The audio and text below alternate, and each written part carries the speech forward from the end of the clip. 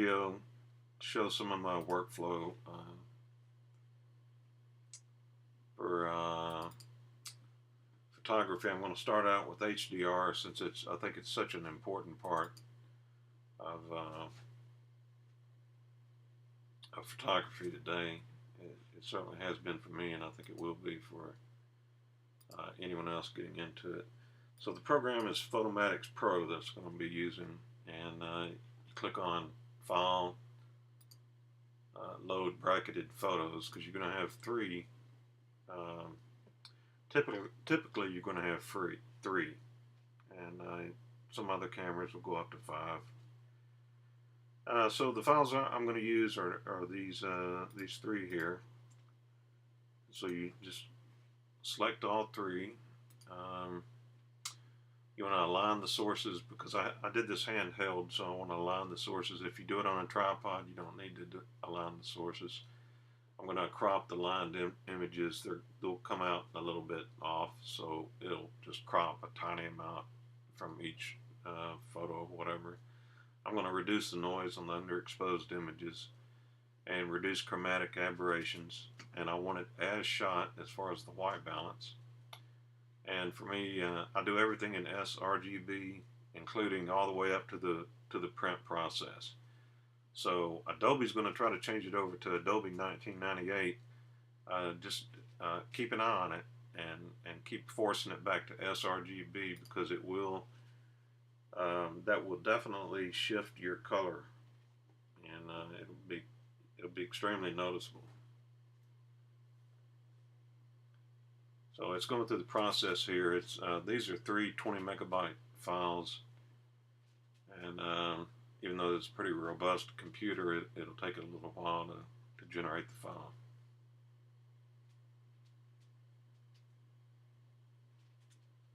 So these are three exposures. It's underexposed 2 stops, a neutral exposure, and then overexposed 2 stops.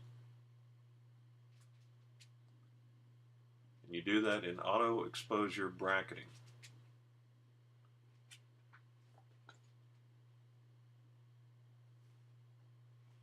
Okay, so this is a result, and actually looks pretty good for me. I like the dramatic clouds. I'm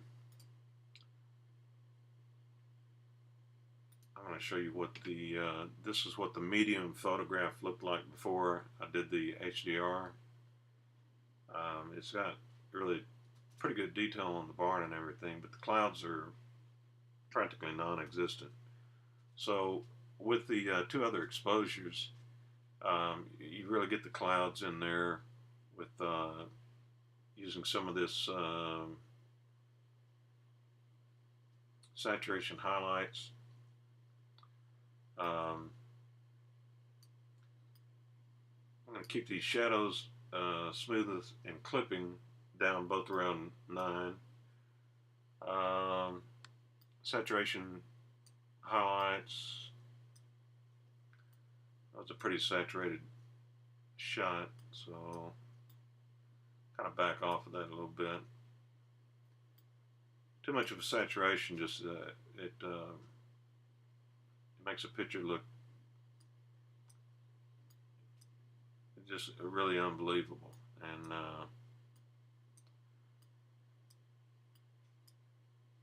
change the white point on a little bit. It's a little bit dark.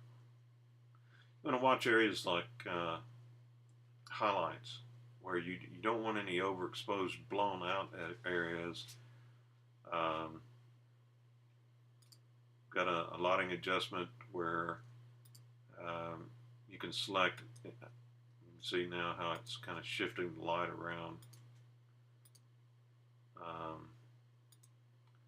We're going to leave it where the preset had it at minus 1.4, and luminosity.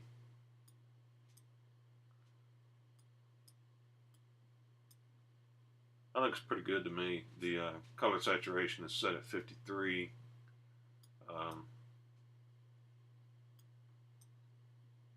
Actually, I'm going to peg it out on the strength of the HDR. I'm going to bring it all the way up to 100 and add about 60 on the saturation. So you eyeball it. You got a good. Here's your histogram. With the histogram, you want a good bell curve, and so we've got one. So we're going to take that. So we'll process it.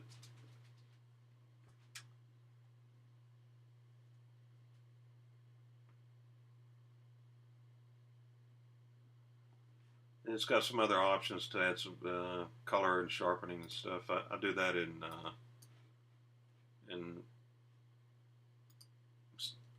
Photoshop. So I'm going to save as. You always want to save it as a TIFF, 16-bit TIFF. I want to save it on the desktop. And you'll know when it's saved when when the red dot appears up here. So now you can just right click, open with Photoshop, take it in there.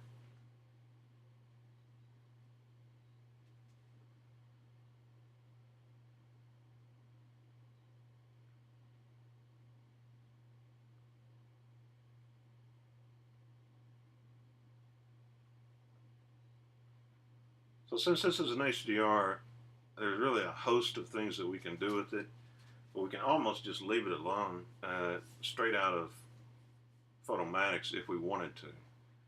But typically, my workflow, the first thing that I'll do is, as soon as I bring it in to CS6, is I drag the background icon down here to this little post-it note looking icon, and that duplicates the background.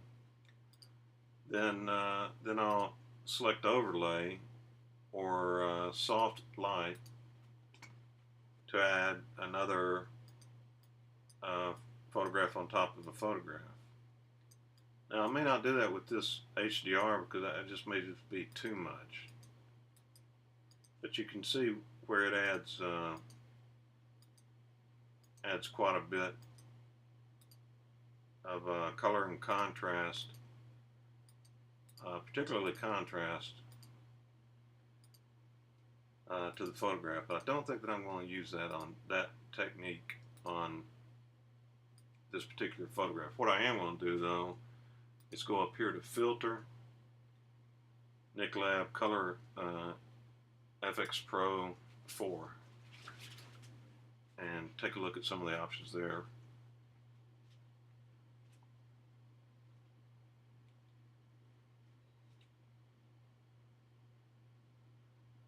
Okay, one of my favorite of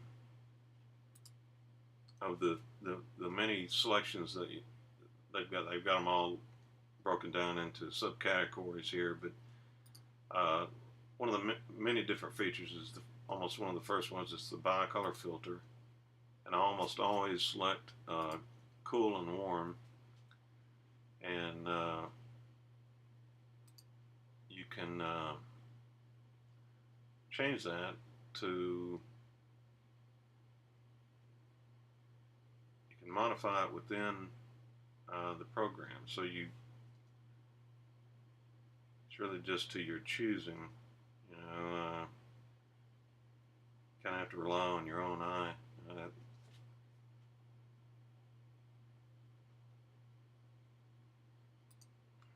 think for now I'll select number 2, and then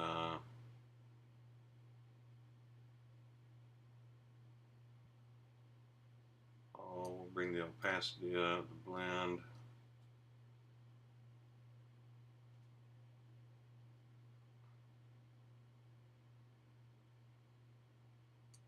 I'm not particularly crazy with the results of this yet, but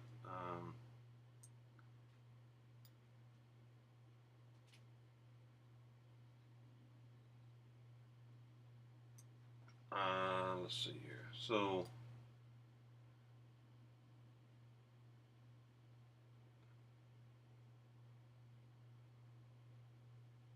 yeah, I'm not caring for this too much, but a lot of this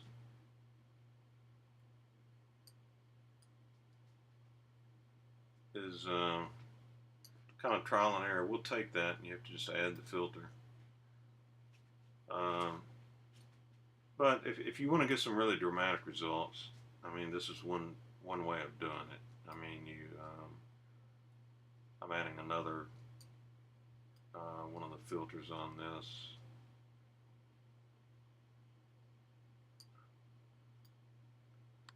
It's doing this mainly for an example anyway.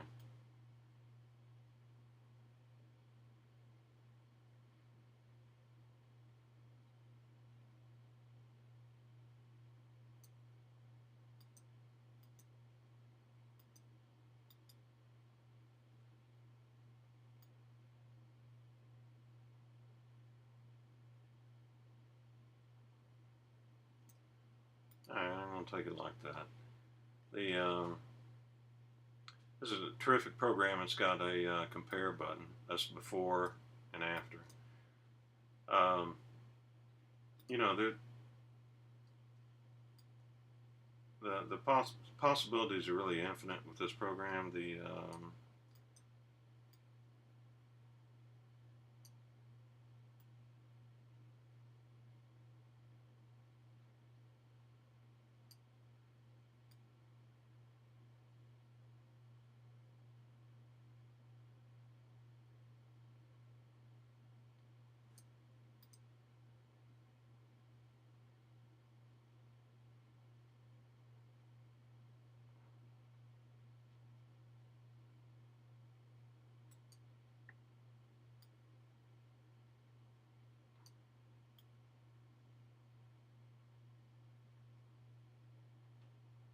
Okay, we'll go with that for now, and I'll just leave it at that.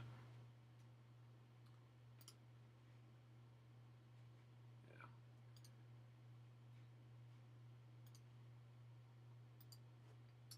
So there are a lot of, depending on the photograph, there are a lot of different of these settings that I would check out.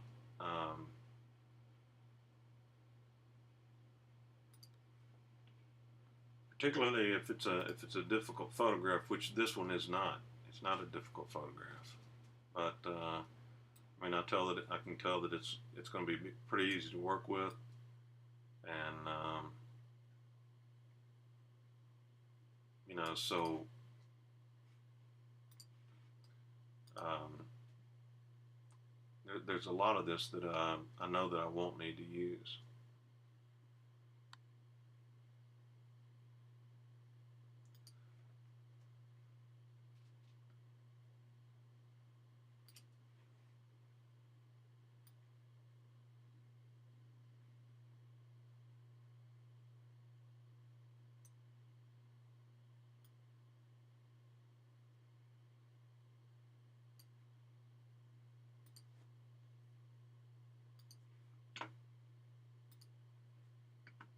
So I'll take it on down to the sunlight is almost always going to be a good filter. The It's definitely one of the filters that you're going to want to check out. I mean, for me, for my taste in photographs, it really, it's almost a automatic winner each time.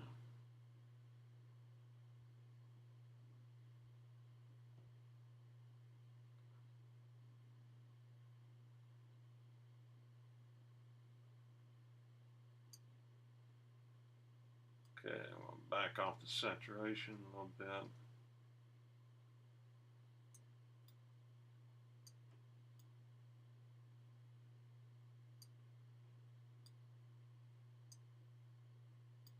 Add some contrast, maybe a little bit more brightness.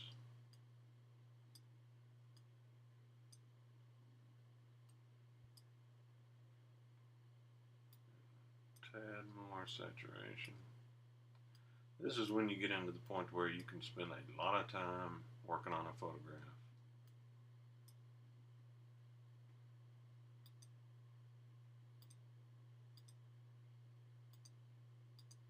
Alright, I don't even like that, so we'll just move that out and we'll say, we'll just take that like it is.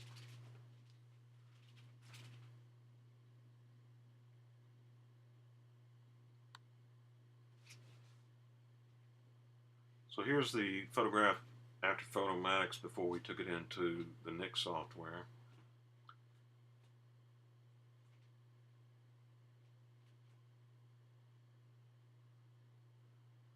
Okay, that's after the Nik software. So let's blend it, the layer below it, and I'm set the opacity at about 35. Seems to be opacity at about 35. Really seems to be a good spot for me. That seems to be a favorite. So with only these two layers selected, I undid this, click the eyeball off. I'm going to go to Layer, Merge Visible, and that turns those two layers, the Nik layer and the Photomatic layer, it blended them. The Nik layer, I changed it to soft light, and I set the opacity at 35 and then blended it with the Photomatics layer. Now here's the difference between the two. There's the Photomatics layer. There's the Nik layer on top of it. Just add some interesting color and punch to it. So I'm happy with that. It's got, I'm going to correct this. It's got an electrical line going out to it. So I'm going to remove it with the spot removal tool.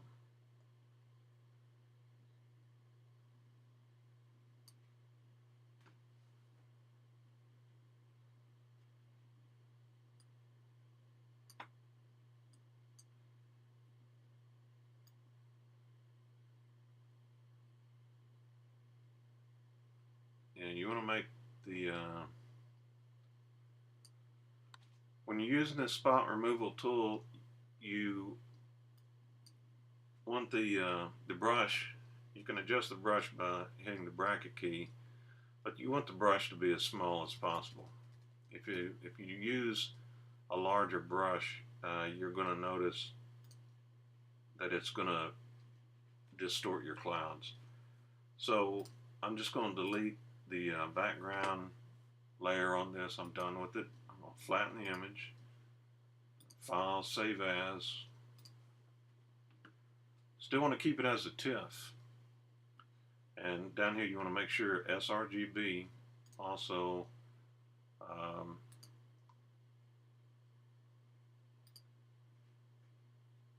you want to keep it at 300 dpi. Okay, so if you're changing it from different programs, some programs may be defaulted to 240 dpi or whatever. You need to just make sure all your programs are defaulted to the same thing, which probably should be 300. So I'm going to save it as a TIFF because you can save it on the desktop. And I'll go ahead and replace the original, because you can edit a TIFF several times, as many times as you want, and without doing any damage to the photograph. So here's my photo. I'm going to take it down and just drop it into Lightroom.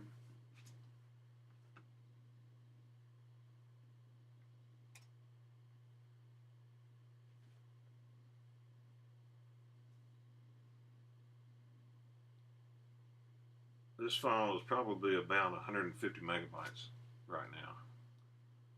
So it's taken the computer a little bit of a challenge for this computer, but not much. So I'll go ahead and import it. And I'll select develop. Now, Lightroom is a large part of Lightroom is about the presets that you can find off the internet and you can load in there. I don't use, I used to, but I don't use these presets very often. There are some that that are that I like. That if were to use them, I'd go straight to them. Um, and actually, that was one right there. It's kind of putting a vignette around it, and that's not half bad, really. Uh, I'll leave it off there for now. But you can see in the upper left-hand corner some of the different styles that the presets will give, different effects that it will give. A really good one is Classic Split Tone. It just adds, I like warm colors. It adds a good warm color to it. And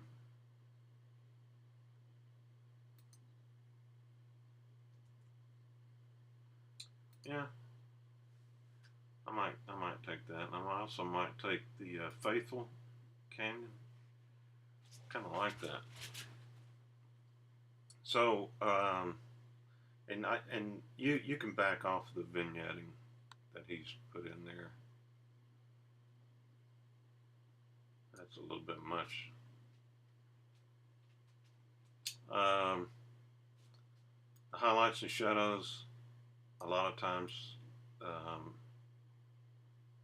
one of the first things that you'll want to do with the photo in Lightroom. I don't do a lot of Lightroom editing. I use it mainly for sharpening and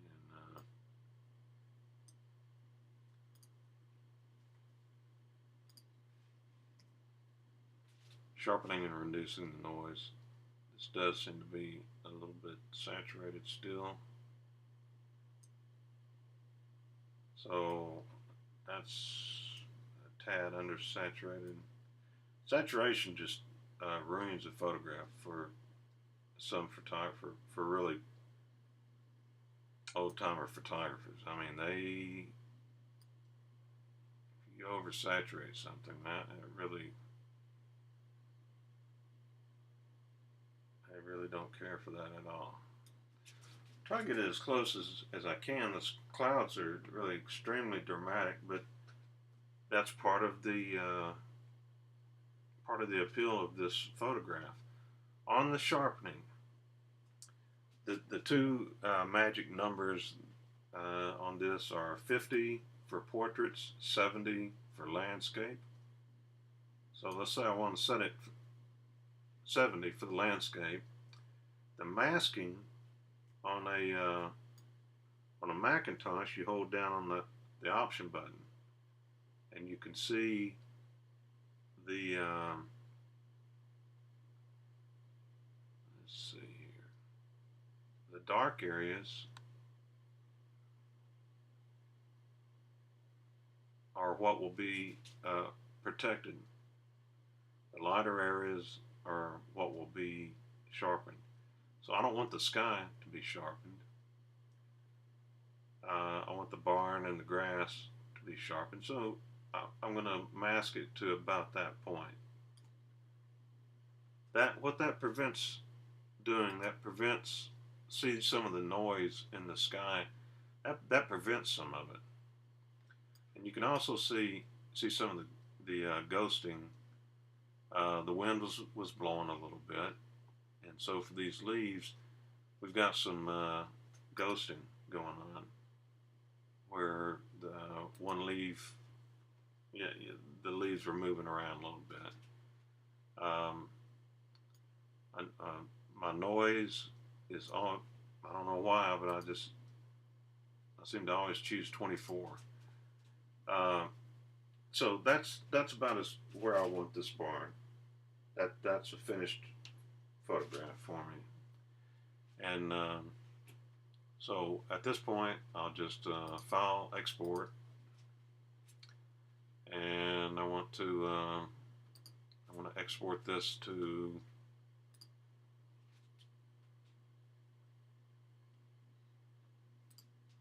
just untitled folder.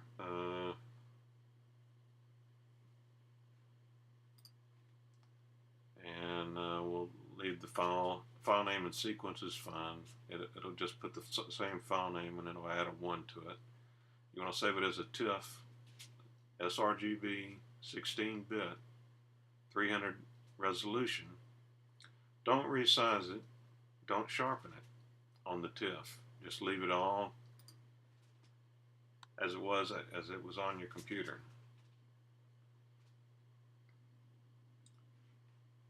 So also, so I'm going to reduce it to now. I'm going to save it in that same folder, but I'm going to save it as a JPEG. sRGB, the quality is going to be 100. I'm going to resize it to 1024 by 683. That maintains the same aspect ratio that the photograph was taken in, which is a 3:2 aspect ratio. And I think that's pretty much industry standard now. You can sharpen it for the screen at this point if you want to. You can also sharpen it for matte or glossy paper. But, you know, you've already sharpened it once, so there's really no need, in my opinion, to sharpen it a second time. So I'm going to export it. That's going to reduce the size of it and change it to a JPEG. So I'm done with it, and come into untitled folder, and it will be in here. Right here it is, and I'm going to open it with Adobe. Take it back into Adobe, and it looks pretty good. I'm going to duplicate the background. I'm going to take it into Nick.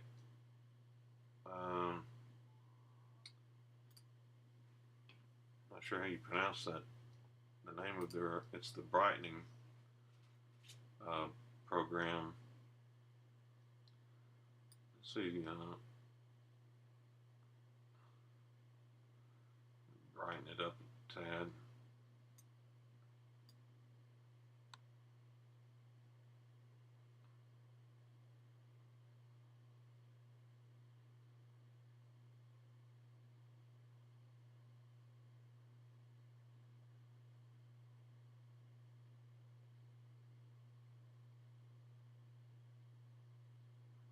This is really Nick is really terrific software, and that's why Google bought the company. I mean, it's reduce some of the saturation and leave it about like that. See what that looks like. Okay, that's before. That's after.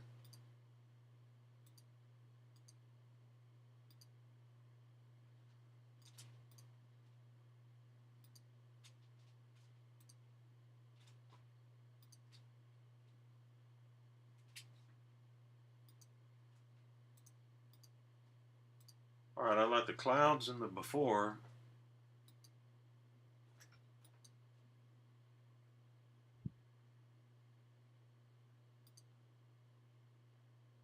I think I like the barn in the after. So what I'm going to do, come down here, put a layer mask on it, and I'm going to paint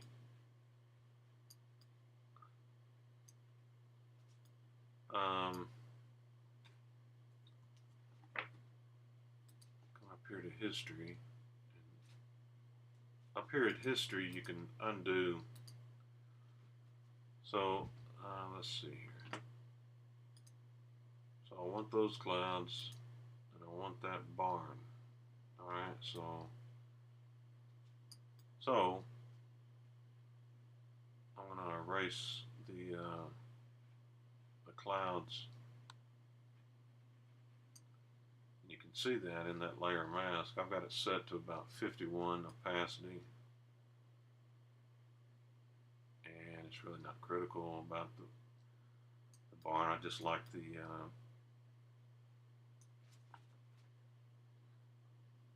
that looks pretty good. Yeah, maybe the darker grass, I kind of like that too. And I'm gonna, let's see, so I'm gonna go ahead and flatten it, layer, flatten the image, and I want to burn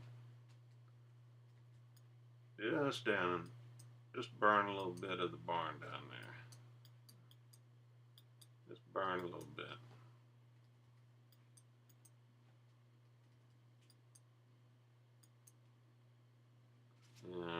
Add some character to it.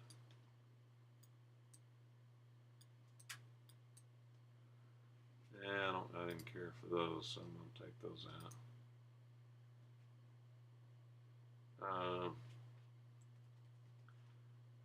You can set the exposure on this burn, and it's set too heavily now, but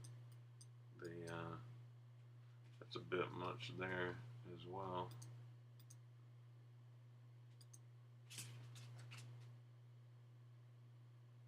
I think I'll take that.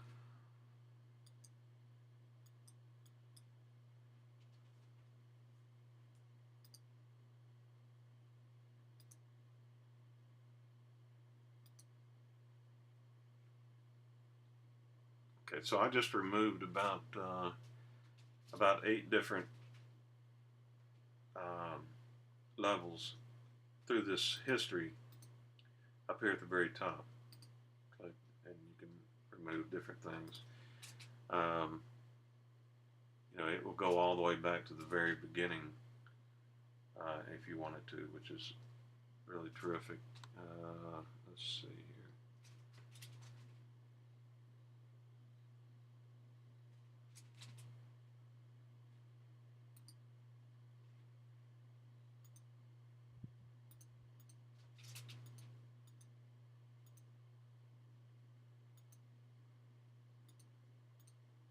All right, I'll tell you what. I think I like this, the original image, just as it is, just straight up. So we've already sharpened it. We've reduced the noise on it. Adjusted the saturation. Ran it through the Photomatics. So this is 3 images joined into one, and then we adjusted it in Nik FX Pro. Adjusted some of the color, and then we blended 2 of the layers into one using blend mode of soft light with an opacity at 35. So that's my workflow. That's my workflow for about everything that I do, and it works for me. I really like it, and it came by very hard. There are a lot of the tricks that I could show you if we had the time, but for this video, this should be plenty sufficient enough to get you up and running. No question about it. I hope you enjoyed it, and I hope that it helps.